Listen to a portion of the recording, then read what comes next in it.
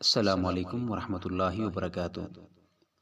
کبھی آپ کے ذہن میں یہ سوال آیا ہے کہ اللہ تعالیٰ نے ہمیں فجر کے وقت جاگنے کا حکم کیوں دیا ہے؟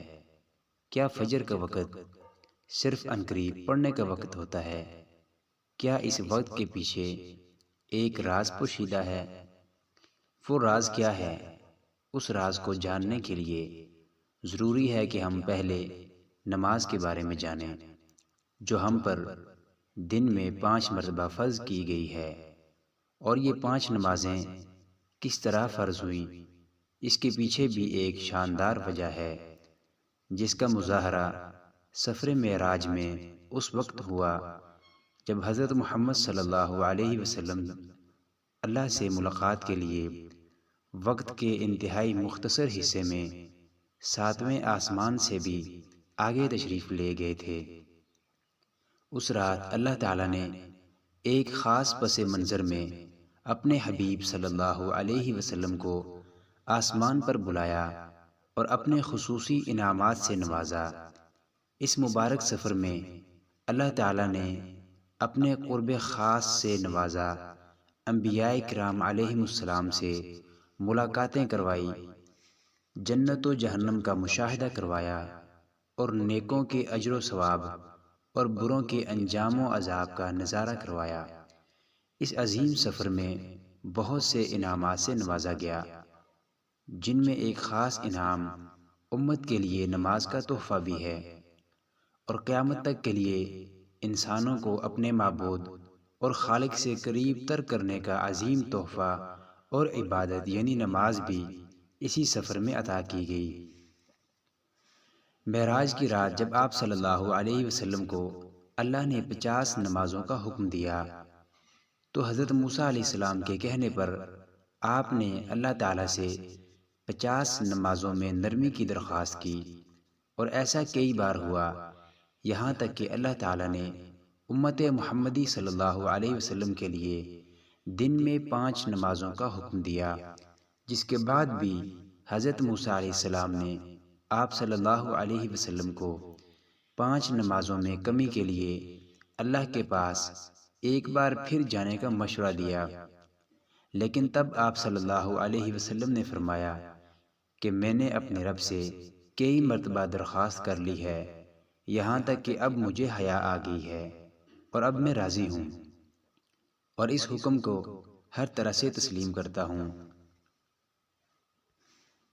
ہر نماز پڑھنا ضروری ہے، اور یقیناً آپ کے لیے بھی نمازوں میں سب سے زیادہ مشکل نماز فجر کی نماز ہوگی، جس میں نیند کا غلبہ اس قدر ہوتا ہے کہ انسان بمشکل اٹھ پاتا ہے، لیکن دن کے اس خاص حصے میں جو راز پوشیدہ ہے اسے جب آپ جانو گے تو یقین کریں کہ آپ فجر کی نماز کبھی نہیں چھوڑنا چاہیں گے۔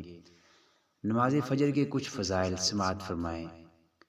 5 نمازوں میں سب سے اہم نماز فجر کی نماز ہے۔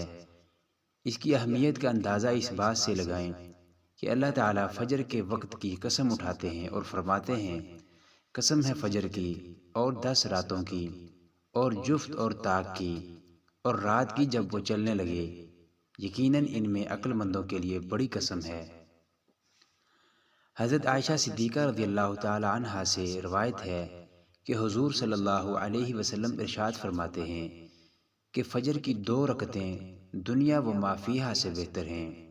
یاد رکھیں کہ فجر کی باجماعت نماز ایک مسلمان کی صداقت اور اس کا ایمان پرکھنے کی کسوٹی ہے۔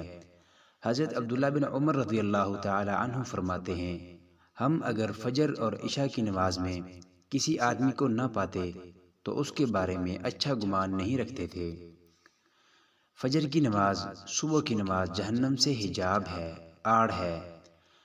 جناب رسول اللہ صلی اللہ علیہ وسلم نے فرمایا، جو شخص سورج نکلنے سے پہلے اور سورج ڈوبنے سے پہلے کی نمازیں یعنی فجر اور عصر پڑھتا ہے وہ ہرگز جہنم کی آگ میں داخل نہیں ہوگا۔ فجر کی نماز جنت کی ضمان ہے۔ رسول اکرم صلی اللہ علیہ وسلم نے ارشاد فرمایا، جو شخص 2 ٹھنڈی نمازیں یعنی فجر اور عصر پابندی سے پڑھتا ہے وہ جنت میں داخل ہوگا۔ سبحان اللہ۔ فجر کی نماز نہ پڑھنے پر وعید۔ حضرت عبداللہ رضی اللہ تعالیٰ عنہ سے روایت ہے کہ جناب رسول اللہ صلی اللہ علیہ وسلم کے سامنے ایسے شخص کا تذکرہ کیا گیا جو صبح ہونے تک سوتا رہتا ہے، یعنی فجر کی نماز ادا نہیں کرتا ہے، تو آپ صلی اللہ علیہ وسلم نے فرمایا ایسے شخص کے کانوں میں شیطان پیشاب کر دیتا ہے۔ فجر کی نماز کے لیے کس طرح اٹھیں؟ کیونکہ اس وقت نیند کا بہت زیادہ غلبہ ہوتا ہے۔ نمبر 1، رات کو حتی الامکان جلدی سوئیں۔ نمبر 2، سوتے وقت فجر کی نماز جماعت سے ادا کرنے کا پختہ ارادہ کر لیں اور ارادہ کرنے میں مخلص بھی ہوں۔ نمبر 3، ایسے اسباب اختیار کریں جن سے فجر کی نماز کے لیے اٹھنا آسان ہو، مثلا الارم والی گھڑی میں مناسب وقت پر الارم سیٹ کر کے اس کو مناسب جگہ پر رکھیں۔ اگر ان امور کی رعایت کر کے سوئیں گے تو انشاءاللہ تعالی فجر کی نماز جماعت کے ساتھ ادا کرنا آسان ہوگا۔ پھر بھی اگر کسی دن اتفاق سے بیدار ہونے میں جاگ جانے میں تاخیر ہو جائے تو جس وقت بھی آنکھ کھلے سب سے پہلے نماز ادا کر لیں، انشاءاللہ تعالی تاخیر کا کوئی گناہ نہیں ہوگا۔ لیکن اس کو معمول بنانا گناہ پر مداومت کرنا ہے، جو کسی بھی طرح جائز نہیں ہے۔ دنیا میں کئی ایسے لوگ ہیں جنہیں بے خوابی کی شکایت ہوتی ہے، جس میں وہ ساری رات سو نہیں پاتے اور پورا دن کام کاج کر کے جب رات کو سو نہیں سکتے تب کئی طرح کی ذہنی اور جسمانی بیماریاں جنم لیتی ہیں، اور اس بیماری کا شکار آج ہر دوسرا تیسرا شخص ہو رہا ہے، جس کی بڑی وجہ اللہ تعالیٰ کی احکامات کو پیچھے چھوڑ کر دنیا کی رنگینیوں کے پیچھے بھاگنا ہے۔ ساری رات جاگنے کے بعد فجر کے قریب کچھ دیر نیند آ جاتی ہے، لیکن وہ نیند جسم کو پرسکون نہیں رکھتی، جس کی وجہ سے اکثر لوگ جاگتے جاگتے اور ہر قسم کی دوائیوں کے استعمال کے باوجود جب وہ سو نہیں پاتے تو وہ اللہ تعالیٰ سے یہ سوال ضرور کرتے ہوں گے، اے اللہ مجھے نیند کیوں نہیں آتی؟ آخر کیا وجہ ہے؟ بہت کم لوگ ہوتے ہیں جو اپنے اندر پیدا ہونے والی اس کیفیت میں اپنے اندر پیدا ہونے والی اس آواز کو سن پاتے ہیں جس میں ان سے کہا جاتا ہے کہ بستر سے نکلو، نماز پڑھا کرو، اللہ کا ذکر کرو۔ اور یقین کریں جو لوگ اس آواز کو سن پاتے ہیں اور اس پر عمل کرتے ہیں انہیں تا حیات زندگی بھر کبھی بھی بے خوابی کی شکایت نہیں ہوگی۔ اس حوالے سے ایک صوفی نظم ہے جسے ایک امریکی مسلمان نے ترجمہ کیا ہے، جس کا ٹائٹل ہے دوبارہ مت سو جانا۔ صبح کی ٹھنڈی ہوائیں ایک راز لاتی ہیں تمہارے لیے، دوبارہ مت سو جانا۔ خود سے پوچھو تم کیا چاہتے ہو، دوبارہ مت سو جانا۔ لوگ دروازے کی چوکھٹ سے آ جا رہے ہیں، جہاں دو دنیائیں ملتی ہیں وہ دروازہ گول اور کھلا ہے، دوبارہ مت سو جانا۔ اس نظم میں بیان کردہ دروازہ ہماری دنیا اور دوسری دنیا کا ہے، جہاں سے فرشتے ہر صبح اور شام کو اترتے ہیں، جن کا ذکر اس حدیث پاک میں ملتا ہے، جس میں آپ صلی اللہ علیہ وسلم نے فرمایا ہے کہ رات اور دن میں فرشتوں کی ڈیوٹیاں بدلتی رہتی ہیں، اور فجر اور عصر کی نمازوں میں ڈیوٹی پر آنے والے اور رخصت پانے والوں کا اجتماع ہوتا ہے۔ پھر تمہارے پاس رہنے والے فرشتے جب اوپر چڑھتے ہیں تو اللہ تعالیٰ پوچھتا ہے، حالانکہ وہ ان سے بہت زیادہ اپنے بندوں کے بارے میں بندوں کے متعلق جانتا ہے، کہ میرے بندوں کو تم نے کس حال میں چھوڑا؟ تو وہ جواب دیتے ہیں کہ ہم نے جب ان کو چھوڑا تو وہ فجر کی نماز پڑھ رہے تھے، اور جب ان کے پاس گئے تب بھی وہ عصر کی نماز پڑھ رہے تھے۔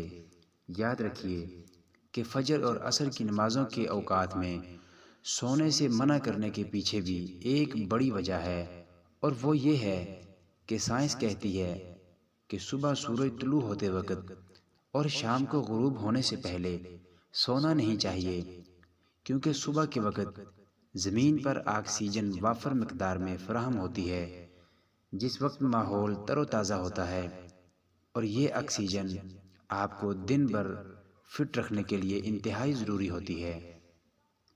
تو جو اس وقت سو جاتا ہے وہ اس تازہ آکسیجن سے محروم رہ جاتا ہے، اور عصر کے وقت زمین پر آکسیجن کی کمی ہو جاتی ہے۔ تو اگر کوئی سو جاتا ہے تو اس کو آکسیجن کی فراہمی کم ہوتی ہے، جس کی وجہ سے جب وہ جاگتا ہے تو اس کے سر میں درد اور طبیعت بوجھل ہو جاتی ہے۔ اور یہی بڑی وجہ ہے کہ دین اسلام میں ان دونوں اوقات میں سونے سے منع فرمایا گیا ہے۔ نماز فجر کے بارے میں ایسے بے شمار فضائل اور بھی ہیں جن کو ہم نہیں جان سکتے۔ اگر انسان ان کو جان لیں تو کبھی بھی کوتاہی نہ کریں، کبھی بھی سستی نہ کریں۔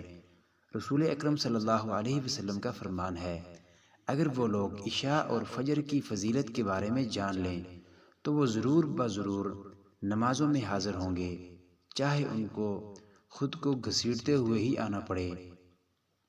اب آپ خود اندازہ کیجئے کہ ایک طرف ان دونوں نمازوں کی یعنی فجر کی اور عصر کی کتنی فضیلت اور اہمیت ہے، اور دوسری طرف ان کی ادائیگی میں کتنی سستی اور لاپرواہی برتی جاتی ہے۔